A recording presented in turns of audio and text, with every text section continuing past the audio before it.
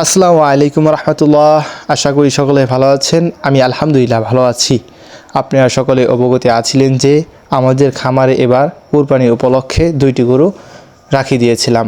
তো আলহামদুলিল্লাহ গতকাল মঙ্গলবার ছোটো গরুটি উঠানোর পরই আমাদের গরুটি বিক্রি হয়েছিল আলহামদুলিল্লাহ। তারপরে বড় গরুটি উঠাইছিলাম, কিন্তু আমাদের হাট থেকে ওই রকম ন্যায্য দাম বা যতটুকু আমরা আশাবাদী ছিলাম অতটা আশায় বিক্রি করতে পারিনি, দাম অতটা হয় নাই। তো আলহামদুলিল্লাহ কালকে এক বড় ভাই কথাবার্তা বলছিল যে গরু নিবে, অনলাইনে দেখছিল, কিন্তু কোনো এক দামাদামির কারণে আমাদের গরুটা নিতে পারছিল না। কিন্তু আজকে আমরা দেওহাটার হাটে উদ্দেশ্যে আমাদের গরুটা রওনা নিয়েছিলাম, গাড়িতে উঠাইছিলাম, এবং কি এই বড় ভাইরা দেখে দক্ষিণপাড়া থেকে তারা এই গরুটা পছন্দ হয়েছে অনেক। তো দর বনছে আলহামদুলিল্লাহ যতটুকু আমরা চেয়েছি। তারপরে তাদের বাসায় আমরা রেখে গরুটা যতটুকু আমাদের দামাদাম হয়েছিল, যে টাকাটা আমাদের আলহামদুলিল্লাহ বুঝিয়ে দিয়েছিল।